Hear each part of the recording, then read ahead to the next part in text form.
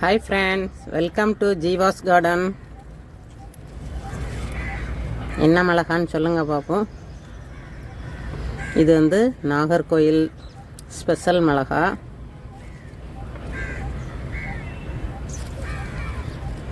பாருங்கள், ஒரு சின்ன செடி தான்.